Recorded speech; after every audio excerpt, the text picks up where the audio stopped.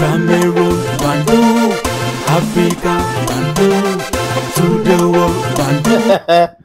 Vladimir Poutine, c'est l'homme. Le 9 mai, qui est aujourd'hui, Vladimir Poutine a décrété depuis hier 3 jours de trêve. Volodymyr Zelensky, dans sa diatribe habituelle, a dit vraiment, c'est le bluff et tout. Ils ont commencé à vouloir menacer les délégations. Le président Denis Sassou Nguesso lui avait répondu en disant on ira à Moscou. Et Denis Sassou Nguesso est à Moscou. Ibrahim Traoré est à Moscou. Zelensky a pensé que c'était les portons qui pouvaient les menacer. On va menacer la sécurité. Il ne peut rien à rien. Attaquer l'avion d'un chef d'État, il va voir. Les avions volent aussi avec lui à l'intérieur. Donc on peut buter ça à tout moment aussi. Donc il doit faire très attention. Il n'est pas en train de parler aux enfants de cœur. C'est des gens qui peuvent produire ces mêmes brutalités ennemies contre lui et contre les autres. Donc il est conseillé par Emmanuel Macron, qui est un nulard reconnu mondialement. Hein? Avec des autres nullards, comme Kestem et Olaf Scholz qui est parti, Metz est en train d'arriver. Voilà des gens qui sont des patrons, des sous-préfets, des gens téléguidés par les oligarques. Ursula von der Leyen, des mêmes gens. Ils ont pensé dans leurs rêves qu'ils pouvaient battre la Russie. La réalité aujourd'hui, c'est quoi? C'est que la Russie a asphyxié leur économie. Et pendant ce temps, l'économie russe prospère. Leurs propres chiffres disent cela, que l'économie russe, la Russie est la 4e puissance économique aujourd'hui. Tantôt, c'est le PIB de l'Espagne. Tantôt, on voit les pauvres pays qui passent le temps à piller les autres, mais qui tapent la poitrine comme s'ils ont quelque chose. La France n'a rien. La France est la France grâce au pillage de l'Afrique, grâce aux spoliations des biens africains. C'est comme ça et c'est une réalité. On le dit ça et on le dit clairement aujourd'hui. Regardez cette France où il y a les délestages, au Portugal délestage, en Espagne délestage. L'énergie nucléaire qui donnait cette énergie civile qu'ils utilisaient là chez eux. Le nucléaire produit par quoi? Par uranium. La France n'en a pas. Et la France volait au Niger. Ces France-là qui achètent aujourd'hui les prix de l'électricité ont flambé. C'est un fait. C'est indéniable, les amis. On ne peut pas discuter sur l'autre là. Après qu'il dit ça, c'est pour dire que les Occidentaux ou l'Europe occidentale devraient savoir que la Russie n'est pas leur camarade. La Russie, c'est un pays qui quitte de l'Europe occidentale jusqu'aux États-Unis d'Amérique. C'est frontière avec le Canada et les États-Unis d'Amérique. C'est ça, la Russie. Ça traverse l'Asie. Donc, c'est Euro-Asie, la Russie. Et l'idée de penser qu'ils pouvaient asphyxier, détruire l'économie russe, c'était une stupidité. Vladimir Poutine lui-même l'avait dit. Que c'est étonnant de voir des gens qui prétendent avoir fait des grandes études raisonner comme ces gars sont en train de raisonner. Et le 9 mai, nous sommes le 9 mai, je viens de publier ce podcast, les amis. On observe, voir. S'il y a l'ombre du commencement d'un drone qui survole Moscou, et surtout la plage rouge. Les amis, oh là là là là là là, imaginez la catastrophe. Même les services secrets ukrainiens sont déjà briefés. La Russie a déjà préparé les Orechnik.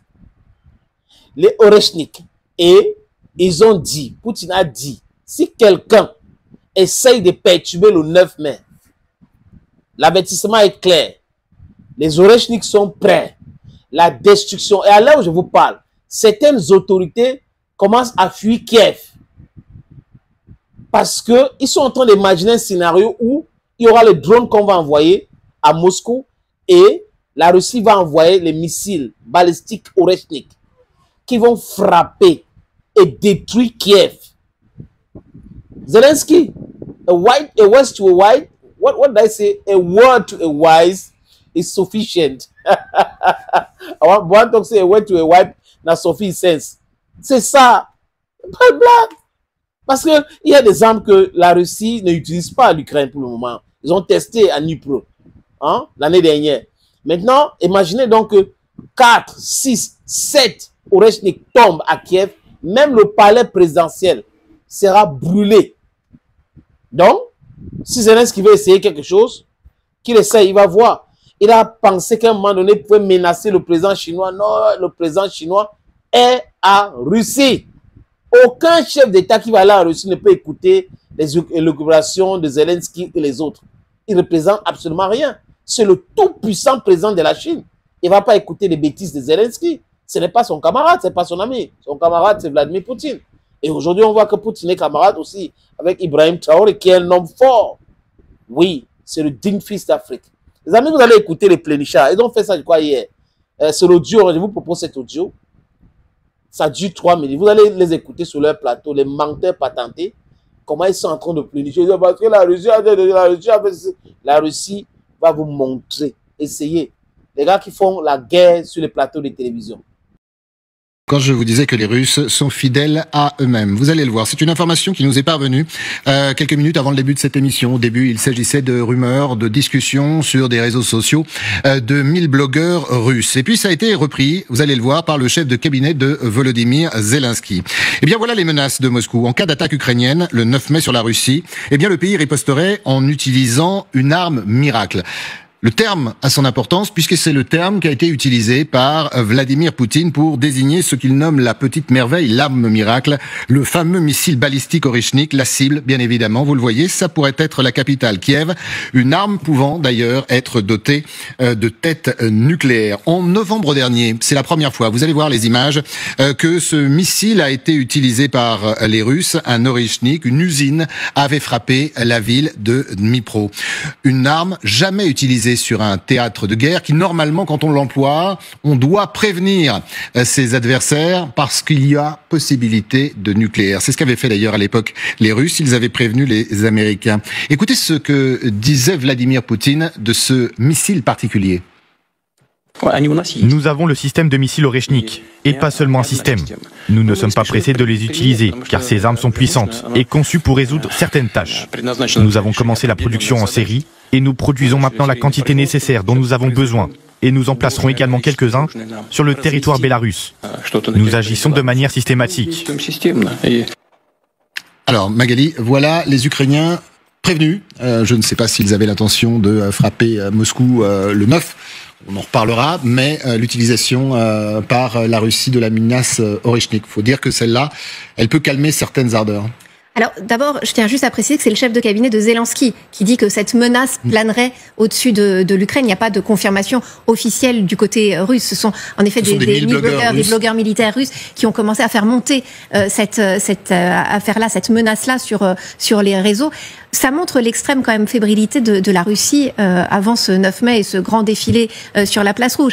Agiter la menace de l'Oreshnik, c'est vraiment essayer de montrer que la Russie est capable de monter d'un cran supplémentaire si les Ukrainiens venaient à perturber ce grand jour de la victoire qui va être célébré en grande pompe à Moscou. Il est certain qu'en novembre dernier, quand les Russes ont utilisé l'Oreshnik, ça avait créé la stupéfaction. Ils l'avaient utilisé à Dnipro sur une usine d'armement ukrainienne et c'est vrai que déjà on ne savait pas véritablement. On ne savait pas ce que c'était à l'époque. Ce que c'était, on ne savait pas que les Russes en avaient. Et puis c'est là vrai on voit les débris. D'ailleurs. Voilà, et c'est vrai que c'est un missile à balistique à portée intermédiaire qui peut porter le nucléaire. Donc c'était vraiment un signal extrêmement menaçant de la part de la Russie. Et c'est ce signal très menaçant encore aujourd'hui qui est manifestement brandi. En tous les cas, c'est comme ça que le perçoivent les Ukrainiens qui donc relaient cette menace et cette crainte qu'ils ont aujourd'hui.